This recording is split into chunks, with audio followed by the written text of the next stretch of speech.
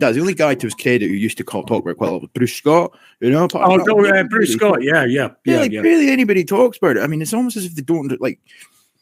I don't know if it's because they don't understand critical race theory or they just don't think it's as big a problem as like maybe they perceive that I'm making it out to be. But the reality of the matter is, I didn't know anything about critical race theory either until I started to spent quite a lot of time over the course of the last few years looking into what these people were saying, the roots of it, you know, and what they really are when they say certain things, what they're actually getting at and whatnot. And it became pretty clear to me that it's anti-white racism first and foremost. But there's this argument, though, you must have heard the term, like that Matt Walsh guy. He did that "Am I Racist" film a couple of months ago, and it was him, and it was he's like an American conservative, and he kind of like went, bearded guy, blah blah blah. He kind of like went semi undercover and managed to get into a lot of these like places where these people operate, like, you know, and his sort of conclusion to take away from all is they're grifting. It's for money. Now, I'm not arguing that there isn't an aspect of that,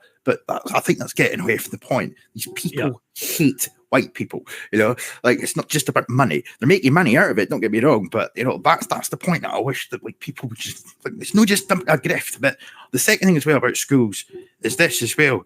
Like obviously, the Sustainable Development Goal 4 is quality education. But if you go on to the website, the UN's website, it will tell you all the goals, 17 goals. But when you actually click on the goals, there's like sub points such as this 4.7. So, right, but there's this little section here.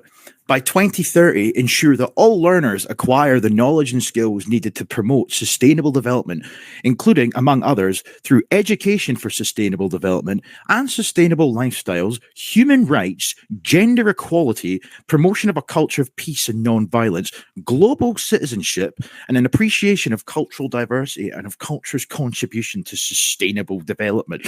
You know, then it goes on to just say here, quickly, the Education Department's activity plays an essential role in the promotion of the core values of the Council of Europe: democracy, human rights, and the rule of law, as well as the prevention of human rights violations, all of which have a key role to play in ensuring sustainable development.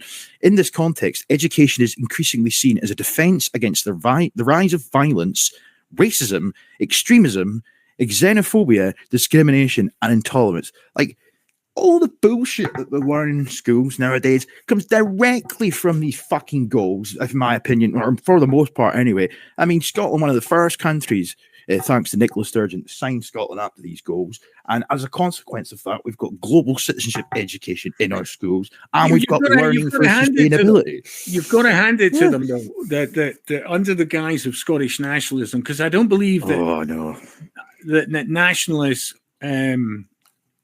decades ago were the same as nationalists in the last 3 decades.